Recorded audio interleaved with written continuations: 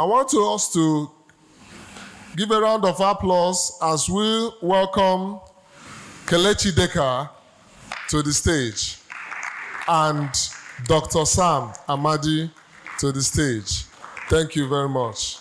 Please, a round of applause for them as they come up. They will be leading the next stage of discussion while we continue our interaction.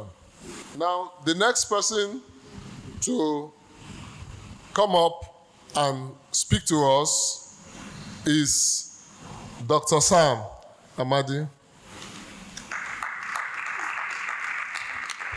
He will be talking about the pains and gains of Monday sit at home in the Southeast. Thank you so much.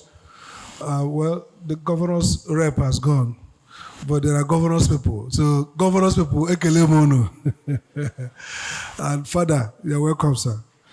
Let me thank Nze and his team for this great idea. The quality of conversation has been extremely valuable, intelligent, and wise. So again, Ndigbo Conversations. And I like the point about Izukama and Neji. Two things. Izu is important. And of course, the best place to have conversation is among brothers. Because it may be hard, it may be, but because you are bound by brotherhood, blood, even if your brother doesn't like the truth, he will not kill you. He will accept the truth or think through it or disagree. And again, let me make this point. I think it was Governor Trudeau who made it this morning, I think, when we were with him. And I tell Ndigbo, you sit down. They may not agree with you. And so disagreement is not confrontation. I would like by also making some corrections, just like he did. First, it is true that we didn't start knowing ourselves in 1914. But it's also true that Nigeria was constructed on weak social capital. Like Father said, by 1900, maybe when Northern Nigeria was unified and Six Father went to Zungeru following the train, that does not establish very strong social bond for nationhood. In fact, Nigeria's first, second, or third, Arthur Richardson wrote many years ago in his diary. He said that the real truth about the amalgamation is that it never happened. It didn't happen. Why? Lugard was more concerned with going to Liverpool for weekends and didn't want too much bureaucracy. The work of integration is very hard, and the model from India they borrowed. So it wasn't the fault of Fulani or Yoruba, it was a fact that Nigeria was constructed first from business treaty between Ishekiri leaders and traders from Portugal and others. They mutated into a franchise by Royal Nigeria Company. And when there was a report that that franchise failed and exploitation, the British government bought over that franchise. So Nigerian colonization was half-hearted. I planned very well. It moved from trade, bilateral, to colonies. In fact, at a point, Lagos was administered from Accra. Lagos colony was administered from Accra. And he heard about Calabar being the first capital. So what am I trying to say because of time? I'm trying to say that Nsogbu as a country is real and need to be seen as real and therefore solved. It's not necessarily Igbo problem or Yoruba or Fulani. It's a problem of historical contingents, and you see it across Africa. It's not for nothing that those countries are facing almost similar crises we are facing. If you go to Cameroon and the struggle, so we should have proper sociological and historical perspective.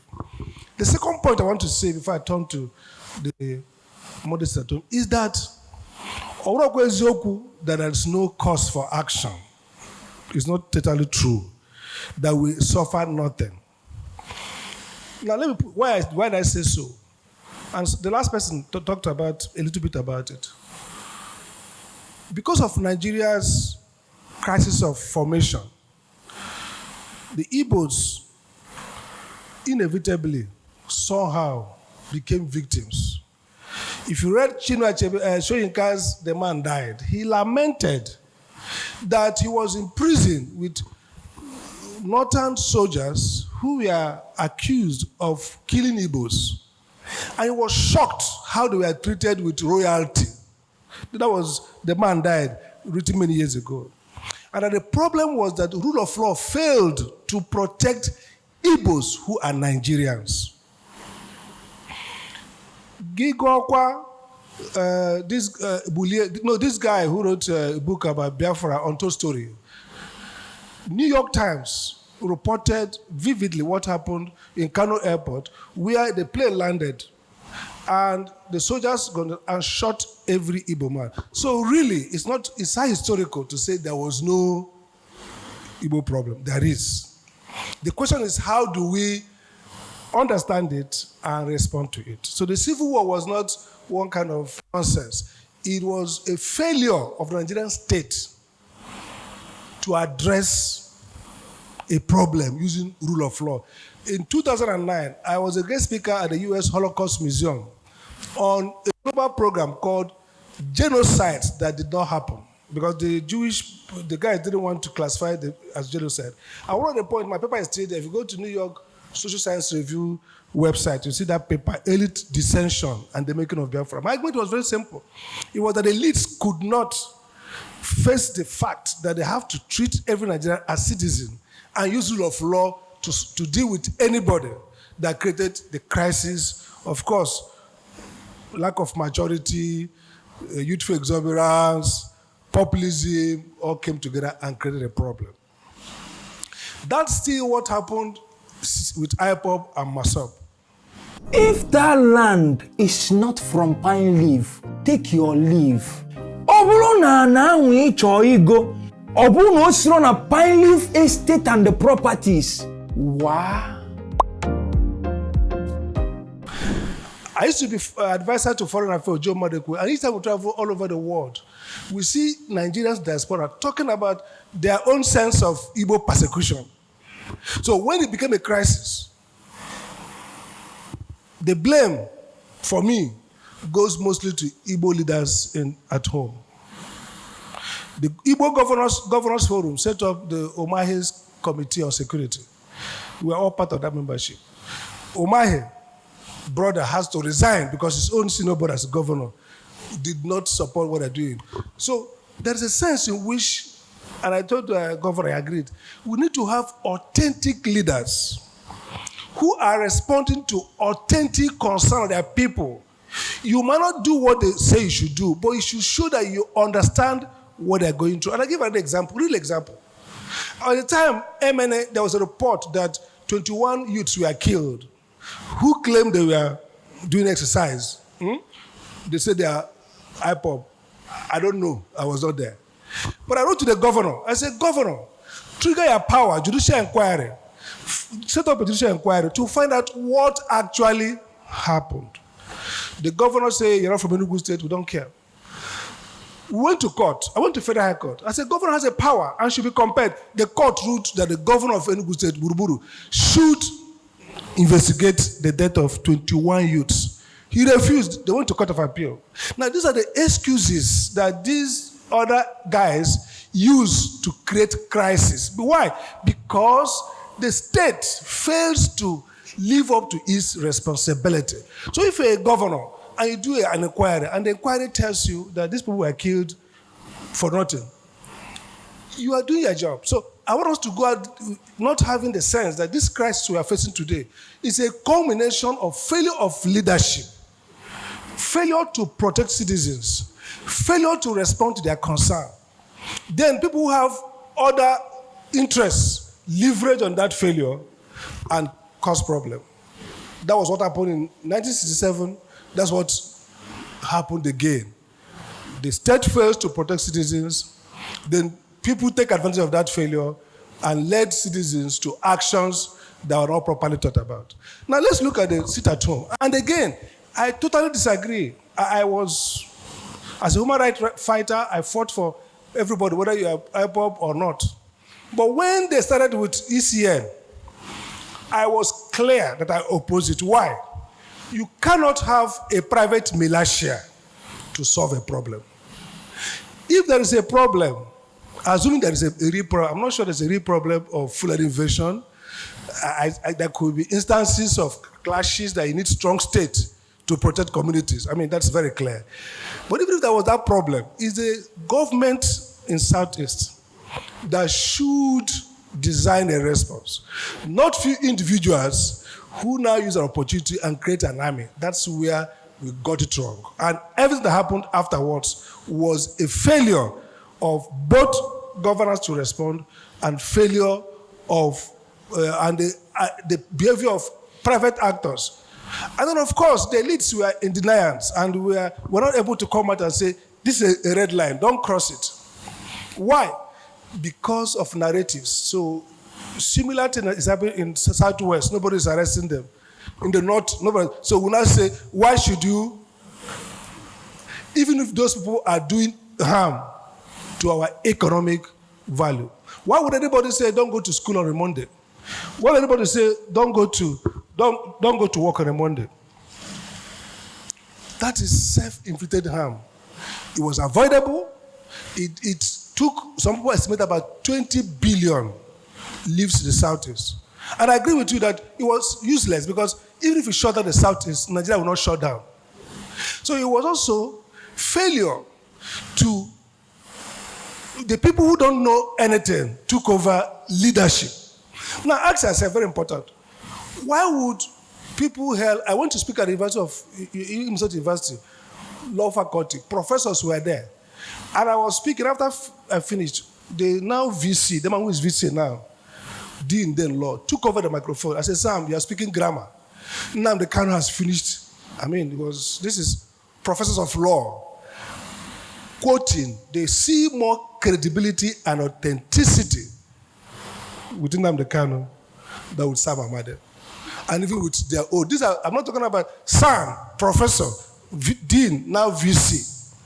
Not only the whole hall, lawyers. I'm not talking about. So what does that tell us? It means that a society where the intellectuals, the wise ones, have no trust with the people. The bad ones, the miscreants, have more trust with the people. Something is missing. And what is missing is elitism. We have to connect back to our people. We have to be authentic. And let me make this point, it's very important. I like what people are doing, but there's two errors the Igbos must avoid. One, the error that Nnamdi Kanu them of belligerency is an error, we shouldn't go there. The error of subservience, we shouldn't go there. You cannot tell Igbos that they should not vie for the biggest office in Lagos because they are not Yoruba people. That's an error. The idea of common citizenship is that we are all citizens of Nigeria. We can't be less citizen in Sokoto. And again, we must distinguish between cultural rights and legal rights. You say, it was na Nnewi. I cannot go to Nnewi and want to sit on other council. But if I'm a Yoruba man and I buy a land and I have a business and I'm popular and the people say they want to elect a councillor, I have a right to veer. And the people have a right to choose me or not. So we must distinguish between the claim of cultural rights in a community and the claim of citizenship. Any Igbo man who goes to be struggling with Oba of Lagos over cultural rights is doing wrong. But an Igbo man who has built his business, who says, I want to represent Apapa, has a right. So let young Igbos not go out with this timorous spirit of saying we have to tiptoe to avoid backlash. That will end us second-class citizens forever. We should be wise, we should be respectful, We should be tolerant. We should be show discretion, but we must be assertive. We must be clear that we are part of Nigeria. It doesn't make sense to ask for integration and tell people not to feel belonging to where they want to integrate. We believe in one Nigeria. It's a Nigeria that's fair to all, a Nigeria that's open to all, a Nigeria where our children, my daughter, I feel bad that they feel she left school, made good grades, but she feels that, Daddy, here I can't get a job. Or my fellow Fulani classmate will get a job, but I won't get. That's the narrative we should change from our children. We tell them that you have a right to get a job to NNPC. The same way a Fulani or Yoruba or a job person has the same right. So I want to end on this note that it was wrong, it was evil to subject Southeast to Monday sit at home. We lost human capital. We lost economic value. Even our education, maybe we should investigate whether outcomes in WAEC have been affected by that degradation. And it was senseless. It didn't amount to any strategy. It didn't lead to any victory over Nigeria. It's like stupid people digging hole and jumping in and digging and going down. But what I agree is that no Igbo youth. Today, it pains me there are people who are in prison, who were picked up, and courts have given order, and they can't be released. Look, I said on Twitter, I fought for Kensaro. I was a lawyer to Kensaro. We were with Ganifa with me. I took the case of, I'll show that now. I took the case of Zamfara, the first person who took the case of Sharia, to High Court Guzo, me and Olisa Bakoba. I fought Odi when they were attacked. Why should I not fight for Igbo youths in Southeast? Why is it less Nigerian to fight for Igbo youths who are attacked? Why should I be a great Nigerian hero fighting for Southwest, fighting Ogoni, but I can't fight for our people? So my plea is, we must be, I like this idea of integration, but we're going to go there like Zeke went to, the first Zeke, the first Namde. He didn't go there as an inferior. He went to Lagos, sat for election, built the newspaper in Lagos, behaved as a Nigerian, even speak Yoruba, but was an Igbo man. That's the spirit that we need of Igbo youths. Go forth, aspire, build, explore, but don't be an inferior Nigerian. Thank you so much.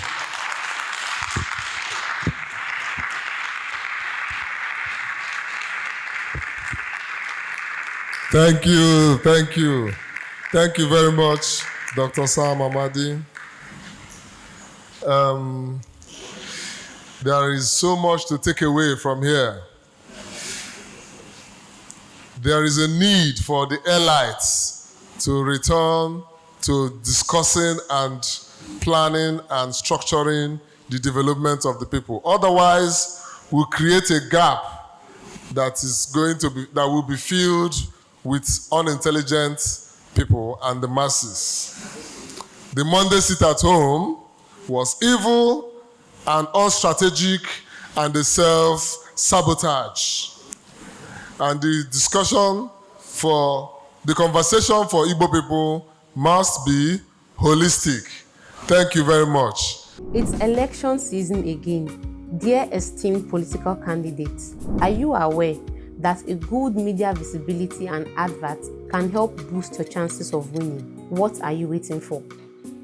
BAM Interview is offering you this campaign space to tell Ndigbo why they should vote for you. Contact us today with the numbers on your screen. Now, before we move in, I want to give our next speaker, Kelechi Deca, the floor to come up and talk to us. Thank you very much. Please, a round of applause for Kelechi Deca.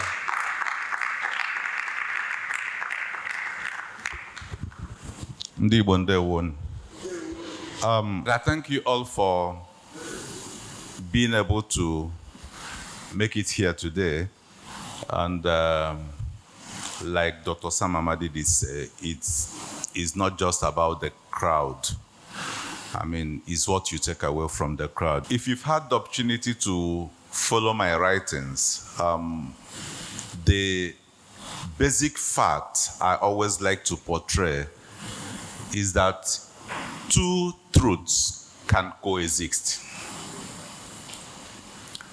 And that's also a fact we need to highlight whenever we are talking about the Igbo question. And you're talking about marginalization, whether it is imagined or not. You know, I had a debate, a very long debate with you on the issue of marginalization. Let me give you certain instances about it. Yes, there was marginalization. Fact. There is marginalization. Until you understand what is called transgenerational trauma, you won't understand why. Every time there is a new prime minister in Japan, he goes to the Shinto shrine to worship. And anytime the prime minister, a new prime minister of Japan goes to Shinto shrine to worship, there is protest in China and in South Korea. Why? But this is something that happened over 70 years ago. There is transgenerational trauma. The fact that you did not witness the war, you were born after the war. I was born 10 months after the war. But that does not mean that the war did not affect me. If you study epigenetics, you will understand that a stressed sperm of a man can impregnate a woman, and the stress can pass through that man to the unborn baby. And that unborn baby can internalize that stress and take it to the next generation. So if my father was stressed during the war, let me tell you about the theory of the returning soldier. The theory of the returning soldier said that after every war, especially a major war where a lot of men were killed, the next set of babies that's going to be born, normally nature designed it in such a way that there is always 105 male babies to 100 female babies, because male die more than females, and because the male baby is more fragile than the female baby, even right from when they were in the womb. So nature designed it in such a way that more male babies will always be born than female babies. And because when baby boys start growing up, baby boys take more risk, they take more stupid risk, men also take more stupid risk, and men also don't take care of their health. They don't go to the doctor until they're about to die. If you tell a woman that there's a problem with you, don't do this thing, she will not do it. But if you tell a man, don't do this, there's a health problem, he will tell you one thing will always kill a man. You see that kind of thing? So nature designed it. But there is a shift, which I have studied, and also some experts have studied it, in different wars. Whenever there is a war, the society that is most affected by that war, that shift moved from 105 babies to 105 baby boys to 100 baby girls to 109 baby boys to 100 baby girls. It is called the returning soldier syndrome, which is that nature is trying to make up for the number of men that were killed during the war. When you think about this thing, it looks so esoteric, but they're not esoteric. They're basic epigenetics. So what happened is that after wars, people suffer. All those young kids that suffered kwashiorkor, you saw their picture and you say, how did these people survive? It doesn't just go away because they just survived, they started eating, they just survived. It affected their brain. It causes stunted growth. And whatever causes stunted growth also causes stunted mental development. If we had the opportunity that every child that experienced the Biafran War, every child that was from 3 years to 6 years that experienced the Biafran War, if we had the financial wherewithal to pass them through a lot of psychological evaluation, you will find out that there is something missing intellectually in their brain formation. And this thing can last up to an entire generation. You see, the absence of evidence is not the evidence of absence. That you did not see it does not mean that it is not there. What means that you did not see it based on the parameters of your searching. So when you talk about the effects of Biafran War, you know, I'm moving out from even the physical marginalization. Immediately after the war, they launched the three RCs, right? You know, in our argument, I highlighted some of the things that even when they launched the three RCs, there was no reconstruction in the area where the theater of the war took place. But the reconstruction and building of new bridges were taking place in Lagos. Goswell Akpabio, in one of his interviews, highlighted the fact that in Eastern Nigeria, no reconstruction took place in Eastern Nigeria. And Eastern Nigeria was the theater of the war. But the money raised for the 3R was focused in developing Lagos. That is marginalization. Second, in 1971, the federal government, while you're talking about reconstruction, rehabilitation, and reconciliation, the federal government launched Decree 46. Go and check Decree 46, which is a Public Officers Act. What did the Public Officers Act state? It stated that anybody who were part of the Biafra, who came from Eastern Nigeria and were part of the Biafra, will not be absorbed back into the federal civil service. After 5 years, then they moved it that they will be absorbed based on dropping in up to 4 ranks. That decree, unfortunately, and people didn't take notice of it, that decree was on until 2000. That was when Obasanjo abrogated that decree. And when Obasanjo abrogated that decree, that was when they started paying pension to some of those former Biafran police officers. Those people that used to stay at Oji River Bridge that time, they started paying pension. This thing lasted for 40 years. So how can you quantify the impact of such a decree or such a law in a family for 40 years?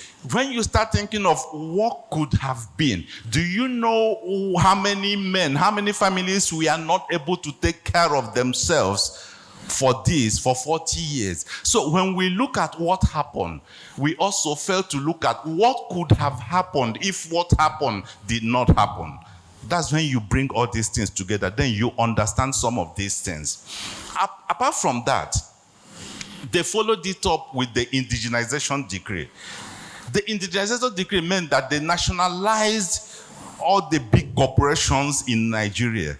As at the time they nationalized all the big corporations in Nigeria and said that the public can buy shares, the only people that didn't have money, that were looking for money to eat, were only the Biafrans. So you can't be thinking about investing in shares when you don't have money to eat, when some of you are still going naked.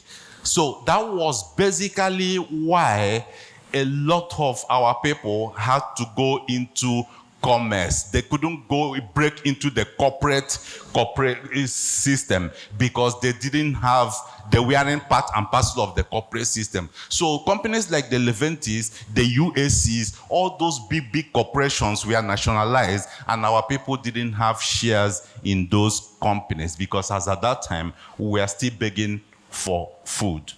So people complain that doing this indigenization, and you say it's going to favor the entire Nigerians, at a time a certain demography we are still struggling to eat, was not right. So that's that. Not to talk about the abandoned property issue and all those kind of things. But the question is, should we come out every morning and we start weeping and we sat on our hand and start weeping that there was marginalization, there was marginalization, there was marginalization? Should we? No. But acknowledging the fact that there was marginalization and there is still marginalization, why I say is because that something happened. The Second World War ended in 1945. How come the Israelis and the Jews all over the world are still prosecuting some of the Germans up till now? That's how it works. So what I'm saying is that we have to acknowledge the fact. Bob Marley said something in his iconic song, No Woman, No Cry. He said that in this great future, you cannot forget your past. So while we are thinking about the future of what Igbo land is going to be and what it can be, let us not forget our past, because that our past is our heritage. We didn't ask for it. It happened to us. And we cannot make any achievement in future without recognizing where we are coming from. And if we fail to recognize where we are coming from, we are bound to make that kind of mistake over and over and over again. That's why it's very important. My own is that Igbo people should abhor the Okonkwo syndrome. Chinachebe highlighted it, that the biggest problem of the Igbo man and the Igbo woman is the Okonkwo syndrome. You know that Ezonyakbalam, Ogebenolum, if I have said it, it must happen like this. We also have to understand how to manage situations. Sometimes it goes like this, sometimes it goes like this, because the world is growing, the world is changing. We have to move away from that Okonkwo syndrome, because if not for the Okonkwo syndrome, some of the things that happened across Igbo land would have happened. But because we have that insistence, it must be like this, it must be like this, and we get so emotional about so many things that we don't want to hear from is this, we don't want to hear from this, and it causes us problems. So in my conclusion, we cannot forget what happened to us. We cannot forget our past, but we must not allow our past to stand in the way of our future. We have to bring the past to the present for the sake of this future. Thank you very much.